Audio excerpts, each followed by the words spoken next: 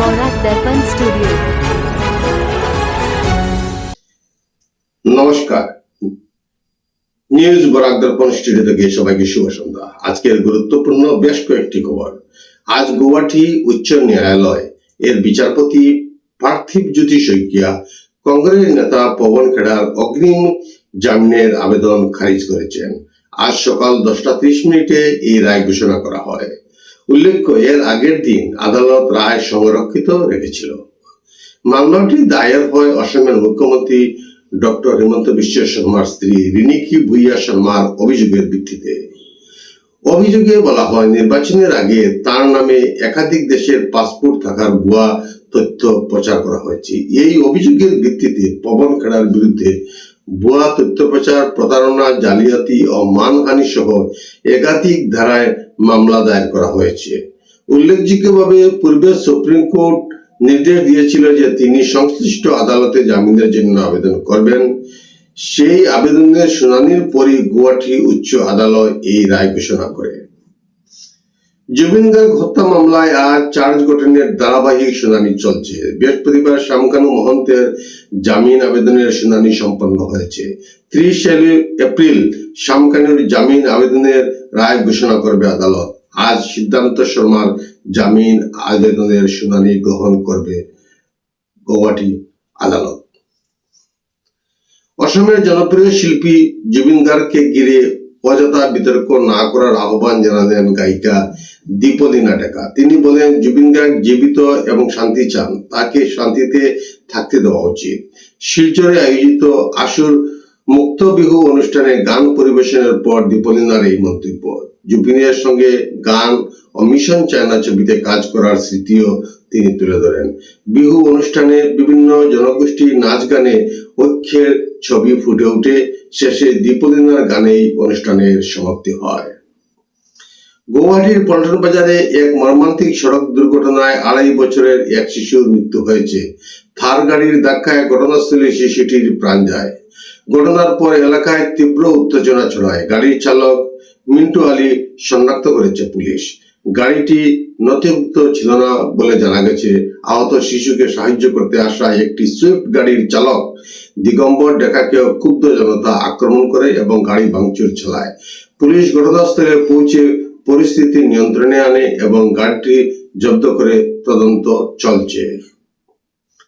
Naga students federation এর ডাকে মণিপুরে বিক্ষোভ ও মোমবাতি মিছিল অনুষ্ঠিত হয়েছে। সাম্প্রতিক হামলায় 2 নাগা গ্রামবাসীর মৃত্যুকে কেন্দ্র করে উত্তেজনা বাড়ছে।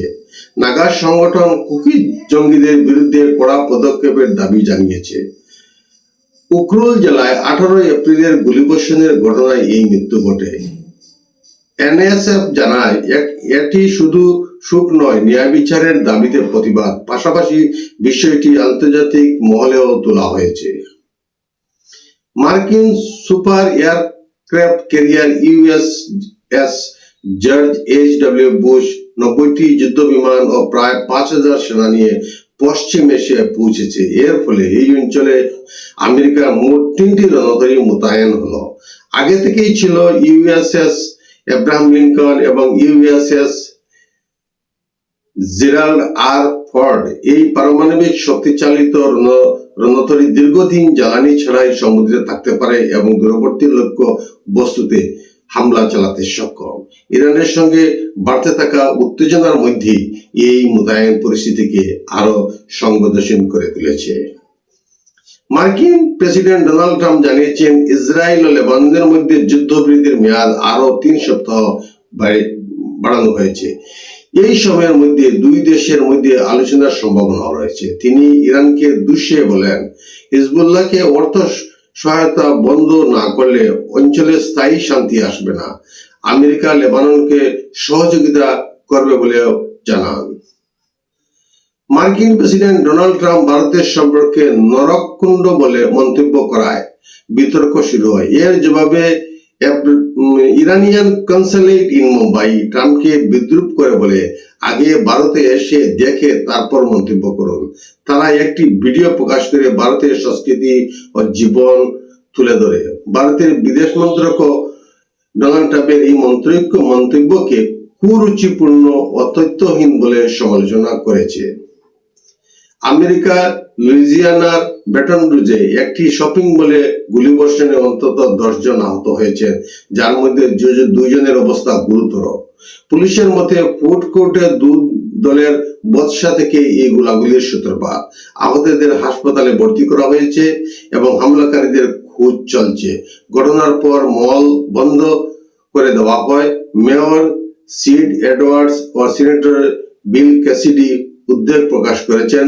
উল্লেখ্য, এর কয়েকদিন আগেই এই প্রদেশে আরেকটি গুলিকাণ্ডে 8 জন শিশুর মৃত্যু হয়েছিল। আজকের প্রতিবেদনে এখানেই সংক্ষিপ্ত বিরতি টানছি। সবাইকে আবারও শুভ সন্ধ্যা জানিয়ে বিদায় নিচ্ছি। নমস্কার।